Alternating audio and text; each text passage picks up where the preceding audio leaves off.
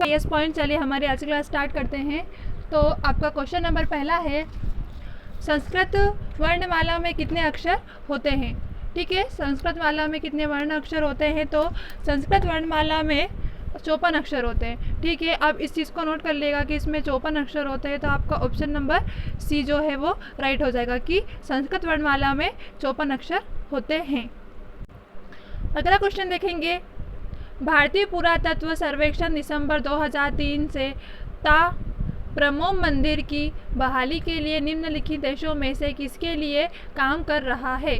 Option देखेंगे, option number पहला Indonesia, option number B Cambodia, option number C Laos, option number D Vietnam. तो मैं आपको बता दूं कि जो भारतीय पुरातत्व सर्वेक्षण दिसंबर 2003 है, यह इंडोनेशिया के लिए कार्य करते हैं। किसके लिए कार्य करते हैं? इंडोनेशिया के लिए। आपका ऑप्शन नंबर 1 सही हो जाएगा। अब मैं आपको इंडोनेशिया के बारे में बताऊंगी। तो इंडोनेशिया गणराज्य दक्षिण पूर्व, सुनिएगा, इंडोनेशिया गणराज्य दक्षिण पूर्व एशिया और ओशिनिया में स्थित एक विशाल देश है। कहाँ पे हैगा ये? गणराज्य दक्षिण पूर्व में है, एशिया और ओशिनिया में एक विशाल देश है। क्या है यह? एक विशाल देश है, मतलब बहुत बड़ा देश है। ठीक है, इसके आगे देखेंगे, इस देश की जनसंख्या लगभग 40 करोड़ है। कितनी है इंडोनेशिया की जो जनसंख्या है वह कितनी है? तो इंडोनेशिया की जनसंख्या लगभग 40 करोड़ है। ठीक है, यह दुनिया का चौथा सबसे अधिक आबादी और दुनिया की सबसे बड़ी मुस्लिम आबादी वाला देश है।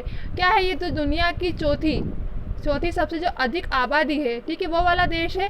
इसके साथ साथ क्या है, यह दुनिया का सबसे बड़ी मुस्लिम आबादी वाला देश है। मतलब आबादी वाला तो हैगा, पर इसके साथ साथ क्या, यहाँ पर मुसलमानों की संख्या अत्यधिक है। कहाँ पर? इंडोनेशिया में मुसलमानों की संख्या अधिक है। ठीक है, आगे देखेंगे, इसके जो पड़ोसी देश है। अब इसके पड़ोसी देश कौन कौन से हैं? तो इसके पड़ोसी देश है, एक तो सिंगापुर, दूसरा फिलीपींस, तीसरा ऑस्ट्रेलिया और भारत का जो अंडमान निकोबार द्वीप है। ठीक है, क्या भारत का अंडमान निकोबार द्वीप समूह क्षेत्र शामिल है। एक बार और रिपीट करती हूँ कि इसके जो पड़ोसी देश है, किसके? इंडोनेशिया के जो पड़ोसी देश है, यह सिंगापुर, फिलीपींस, ऑस्ट्रेलिया और भारत का जो अंडमान निकोबार द्वीप समूह है, यह क्षेत्र इसमें शामिल है। किसमें शामिल है? इंडोनेशिया में। ठीक है, आगे पढ़ेंगे हम, तथा भारतीय पुरातत्व सर्वेक्षण दिसंबर 2003 से ता प्रमोम मंदिर बहाली इंडोनेशिया के लिए काम कर रहा था। किसके लिए काम करता? जो इंडोनेशिया इसके लिए कार्य कर रहा था। किसके लिए? मंदिर बहाली के लिए इंडोनेशिया कार्य कर रहा था। एक बार और मैं रिपीट करूंगी आपको, इंडोनेशिया गणराज्य दक्षिण पूर्व एशिया और ओशनिया में स्थित एक विशाल देश है। इस देश की जनसंख्या लगभग 40 करोड़ है। यह दुनिया का चौथा सबसे अधिक आबादी वाला तथा दुनिया में सबसे बड़ी मुस्लिम आबादी वाला देश है। कौन? इसके साथ साथ क्या है, इसके जो पड़ोसी राज्य है, पड़ोसी देश सिंगापुर, फिलीपींस, ऑस्ट्रेलिया और भारत का जो अंडमान निकोबार द्वीप समूह है, यह क्षेत्र इसमें शामिल है। किसमें? इंडोनेशिया में शामिल है।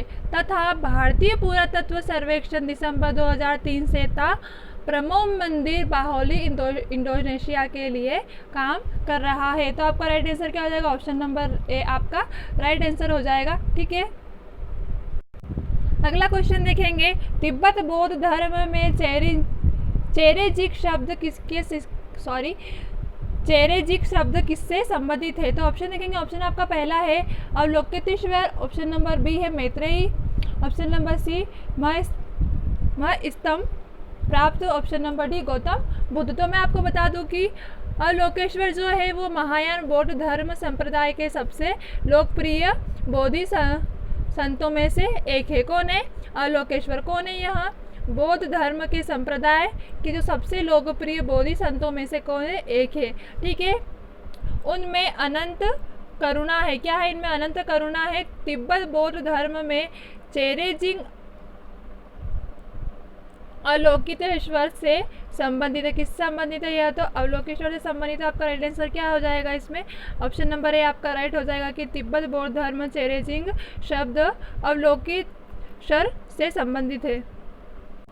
अगला क्वेश्चन है, रिगॉन थुप 10 मनोविज्ञान मठ कहाँ है? ऑप्शन देखेंगे, ऑप्शन नंबर पहला है उड़ीसा, ऑप्शन नंबर बी है हिमाचल प्रदेश, ऑप्शन नंबर सी है Jammu Kashmir, option number D Sikkim. तो मैं आपको बता दूं जो रिगान है, रिगान थुपेटन मनोविज्ञान मठ उड़ीसा में है। कहाँ पर है यह मठ? उड़ीसा में स्थित है, जिसका उद्घाटन दलाई लामा ने 2010 में किया था। किसने कहा था, किसने उद्घाटन किया था इसका? दलाई लामा ने कब किया था? 2010 में। किसका उद्घाटन किया था?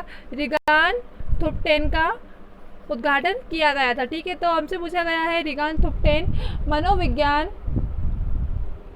मठ कहाँ पर स्थित है? कहाँ पर स्थित है मैंने आपको अभी बताया, यह उड़ीसा में स्थित है। अगला देखेंगे, रूमटेक मठ कहाँ स्थित है? ठीक है, ऑप्शन नंबर पहला Arunachal Pradesh, option number B Himachal Pradesh, option number C Sikkim, option number D Jammu और कश्मीर। तो मैं आपको बता दूँ, ये जो रूमटेक मठ सिक्किम की राजधानी गंगटोक से 24 किलोमीटर दूर है। कहाँ पर लगेगा क्या? यह सिक्किम में स्थित है। सिक्किम राजधानी है जहाँ पे गंगटोक से 24 किलोमीटर दूर है। ठीक है, यह मठ लगभग 300 वर्ष पुराना है। कितना पुराना है? रूमटेक मठ 300 वर्ष पुराना है तथा इसे सिक्किम का सबसे पुराना बौद्ध मठ माना जाता है। किसे? रूमटेक को सिक्किम का सबसे पुराना मठ माना जाता है। ठीक है, आगे देखेंगे, वर्ष 1960 के दशक में इस मठ का निर्माण किया था। इस मठ का निर्माण कब किया गया था? 1960 में इस मठ का निर्माण किया गया था।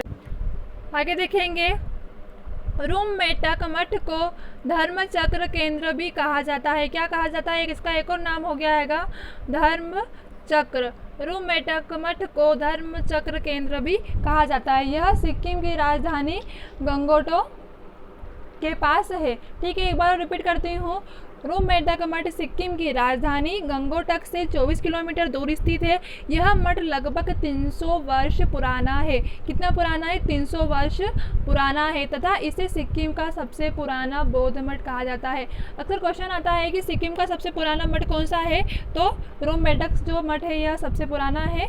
ठीक है, आगे देखेंगे, वर्ष 1960 के दशक में इस मठ को पुनर्निर्माण किया गया था।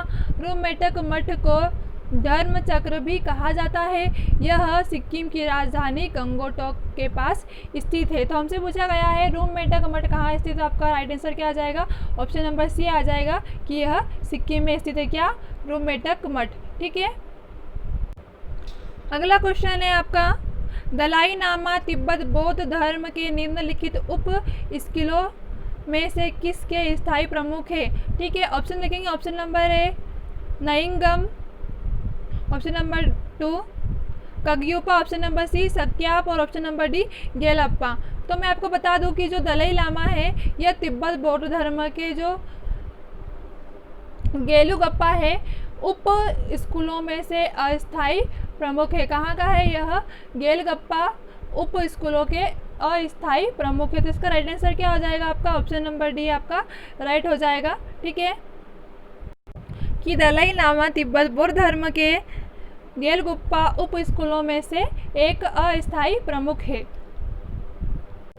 अगला क्वेश्चन देखेंगे, साहित्य अकादमी पुरस्कार कितनी भाषाओं के लेखकों को दिया गया है? ठीक है, ऑप्शन देखो, option number A 12, option number B 24, option number C 22, option number D 26। ठीक है, तो हम पढ़ेंगे साहित्य अकादमी। तो साहित्य अकादमी पुरस्कार 24 भाषाओं में दिया जाता है। कितनी भाषाओं में दिया जाता है यह पुरस्कार? 24 भाषाओं में दिया जाता है। उसमें से भाषाएं कौन कौन सी है? तो आप देखिए, एक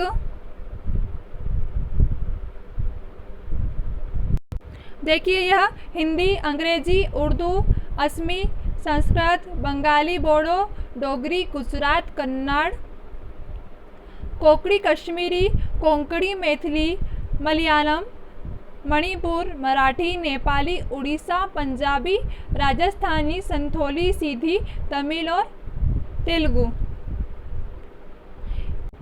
ये कितनी भाषा है? ये 24 भाषा है जो साहित्य अकादमी भाषाओं में दिया जाता है। ठीक है, मतलब इन सभी भाषाओं में दिया जाता है। ठीक है। यह पुरस्कार भारत में एक साहित्यिक सम्मान है। कौन सा पुरस्कार? साहित्य अकादमी जो पुरस्कार है यह भारत में एक साहित्यिक सम्मान है। पहली बार यह पुरस्कार कब दिया गया था? तो यह पहली बार सन 1955 में यह पुरस्कार दिया गया था। ठीक है।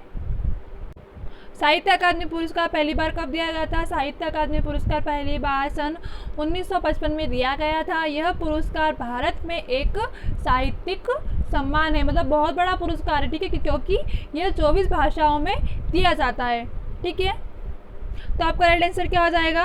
ऑप्शन नंबर बी आपका राइट हो जाएगा कि 24 भाषाएं। अगला क्वेश्चन देखेंगे, निम्नलिखित में किस सिख गुरु ने सिखों की धार्मिक किताब गुरु ग्रंथ साहिब को निश्चित किया और यह निश्चित किया कि यह पुस्तक सिखों की स्थायी गुरु होगी? ठीक है, ऑप्शन नंबर ए देखेंगे Guru Tegh Bahadur, option number B Guru Gobind Singh, option number C Guru Arjan देव और ऑप्शन नंबर डी हो जाएगा आपका गुरु नानक देव। ठीक है, तो मैं आपको बता दूं कि जो गुरु गोविंद सिंह थे, गुरु गोविंद सिंह सिखों के 10वें गुरु थे।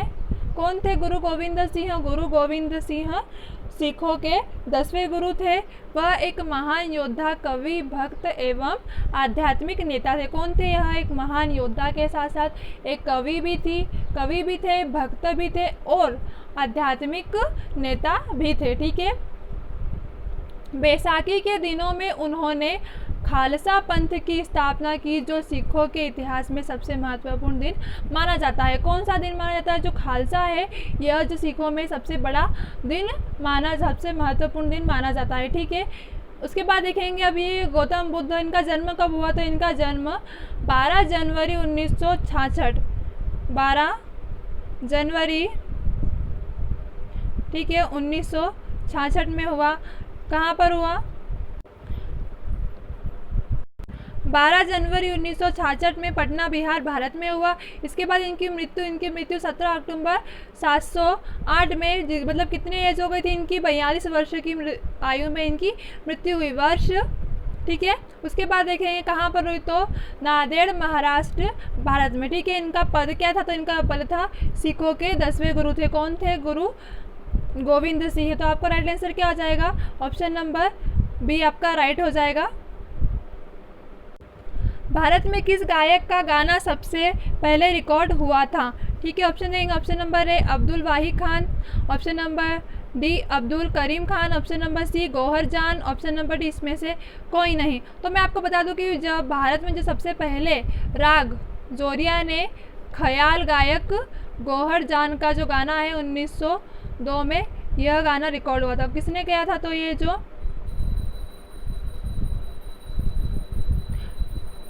गौहर जान ने किया था। कौन सा गाना? राग जोरिया के ख्याल। ठीक है, राग जोरिया के ख्याल गायक गौहर जान का 1902 में यह गाना रिकॉर्ड हुआ था।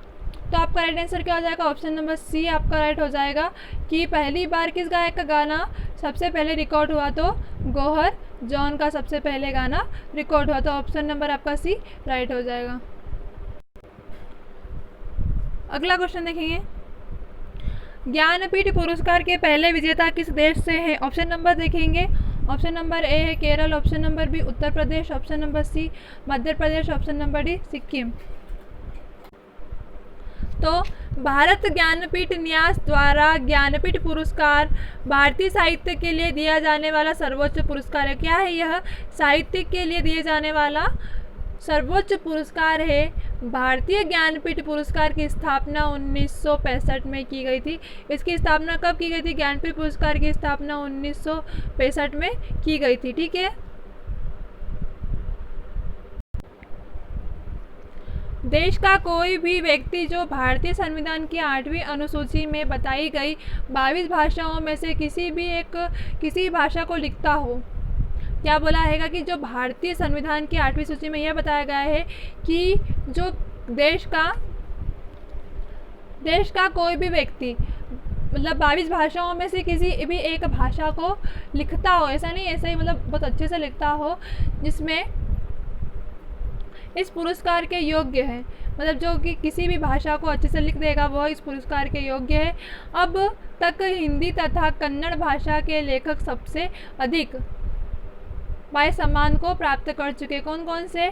एक हिंदी और एक कन्नड़ भाषा। ठीक है, कितनी बार मिल चुका है इनको? 7 बार। 7 बार इस सम्मान को प्राप्त कर चुके हैं। ठीक है, साल 1965 में मलयालम लेखक जी शंकर कुरुप को प्रथम ज्ञानपीठ पुरस्कार से सम्मानित किया गया था। प्रथम ज्ञानपीठ पुरस्कार किसे मिला था? तो प्रथम ज्ञानपीठ पुरस्कार लेखक जी शंकर पुरुष को कुरुप को दिया गया था। उसके बाद इसको आखिरी किसको दिया? तो आखिरी विजेता कौन थे इसके? अक्कीतम अच्युतन निम्बूदिरी। कब दिया गया था इन्हें? 2019 में दिया गया था। तो इसका राइट आंसर क्या हो जाएगा? ऑप्शन नंबर ए आपका राइट हो जाएगा, केरल। ठीक है, एक बार और रिपीट कर देती हूँ।